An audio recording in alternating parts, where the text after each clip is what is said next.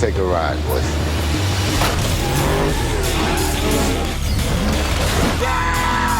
I think if you look at all 5 films, I feel like this franchise has been able to grow and evolve and mature. And I really wanted to push it a little bit more on this one. If you look at the design of the cars, there's no more neon lights. It's not about the flash. It's really about the engine. It's about the car and how it performs. So a lot of the cars that you see have to be worked in functionally. All right, $1 million quarter mile. What do you say, Dom? We talking or we racing? Even in the Corvette in the very beginning, it was there for a story reason. It wasn't that Dom picked it out. It was there and he had to use it. That's what I really wanted to push this franchise toward.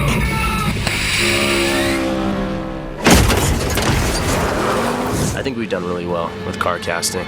We brought back the Supra. That's one of the best Japanese cars ever built. I think the tone's going to be off on it. We had the R34 in multiple episodes. Brian just loves the Nissan Skyline. I like the choices this time around. And I was especially happy about this one. Held the record on the F&D to 3 years running. How about that? All motor, no tuning issues? I always wanted one of those. I remember telling Paul, like, you're going to be able to drive a Porsche, and I just saw the smile on his face. And it was never appropriate before, but in this one, we had the right scene for it.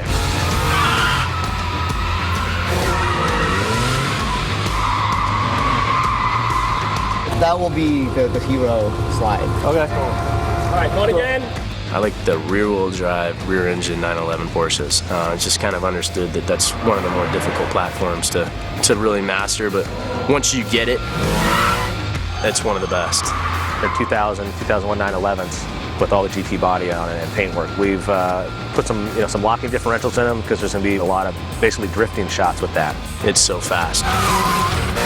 And it defies all physics. That's the beauty of it. I'm glad that we got it in. Yo, how'd I do? We're gonna need a faster car.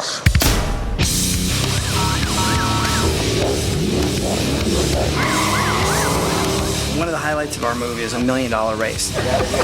Tyrese had to show off as usual and turn on his police lights. Typical Roman. Yeah, we love it. The $1 million race scene, you have this 4 equal 2011 Chargers all there in their full glory and police regalia, you know. And it's beautiful. I mean, it's a great scene to see the sexiness of the car and then the 4 drivers really kind of having this battle. Don't make it too easy for me, boys. We've turned down so many requests to partner up with car companies because I just never felt like it was appropriate. On this one, it was appropriate because they were going to have to be police cars that ultimately gets converted, and it was a perfect brand. Dodge basically gave us 2 brand new 2011 Chargers and enough parts to make our own 2011 Chargers. But they look great, they perform great. Perfect, perfect, perfect. We got to really get up in the high end of it where these Chargers are really going fast. One of the things we had there is this vehicle called the C2, and it has a huge, big arm on the top of it. Here, let me just see him make a run at it and see how much this thing bounces. That is maneuvered by a remote guy inside the vehicle with him. What that gives you is we can drive head-on at traffic, and with the arm extended out over traffic, we can be over the Chargers and see other guys coming underneath the arm and underneath camera at speed. It's threading the needle, and this gives you that effect without having to stick your neck out there. It's a great concept, and it worked perfect. And then, of course, they turned them into the Vault heist cars.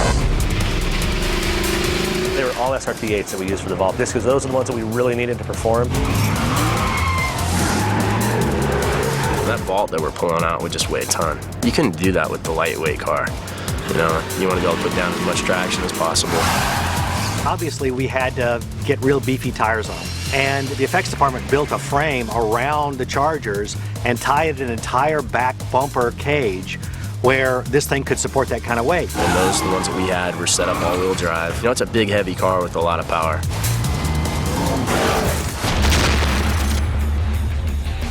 We work very hard, I think, every time when we make these films to pick the cars as the extension of the characters. Hobbs, trying to make him the iconic kind of figure coming into Rio, we needed an indestructible car that can match Dwayne's physical presence. I mean, Dwayne is a huge guy, and he got even bigger to do this film. And so anything less than the Gurkha would look silly. It would look like a clown car. If there's anything we can do to help, stay the out of my way. When I met with Justin, and Justin says, okay, listen, I got the perfect car for your character. What is it? It's a 10-ton Gurkha. Great. I love it. It is a badass, absurdly large vehicle. It was very appropriate for Hobbs and for his men. It's 10-ton of opening up drums and barrels of whoop-ass. It's basically a Ford F550 chassis is what it is. It's an F550, but it weighs twice as much. And then they fabricate their own armor-plated body on top of it. So the performance would be equivalent to an F550 towing a large trailer. You can't get to 60 in 3.2 seconds in it, but once it gets going, it's pretty powerful. It was a great choice, but it was tough many times because it's just so huge.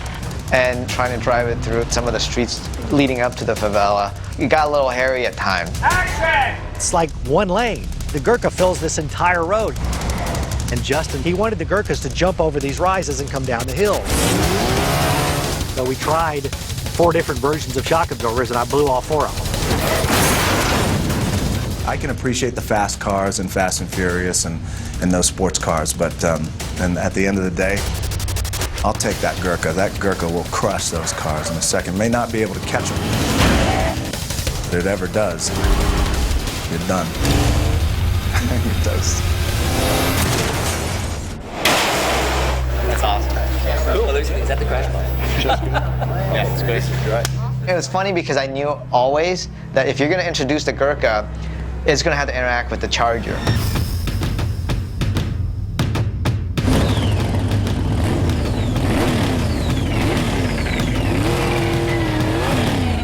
I think Hobbs understood the significance of the Charger for it to be an integral part of the story point, in the 3rd act.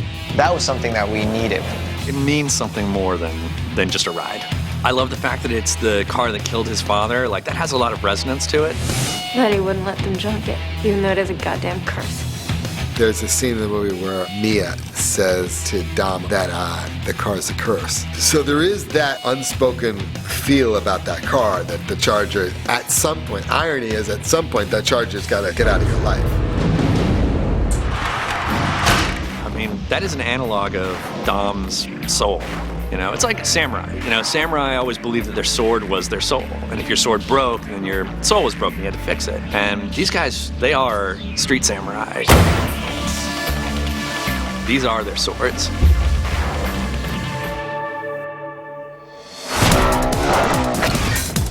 I smell a new Charger coming. I smell a new Charger coming with Dom written on the side. Vin Diesel definitely likes the Charger. Home sweet home. This is basically what we start with when we buy a Charger. Really just a bare shell. We completely strip everything out of the car, front and rear. Wiring, fuel system, powertrain. We replaced most of the body panels, the floor pan, the trunks. I tried to give the car a little bit, an updated look. New suspension, complete coilover design. The car will sit lower. That weather looks like as though it's driven all the way to South America. The blower was removed because now he's trying to operate in a low-profile fashion. We actually have a brand new Chrysler Hemi with a cross ram on it, but it's still the same car. Definitely has some attitude to it. It was brand new semi and flipped in Fast and Furious 1. Fast and Furious 4, it hit a wall in a tunnel and exploded. So it rejuvenates itself every show. It just doesn't want to die. If there's a 6, I bet it'll be back, but we'll see what happens.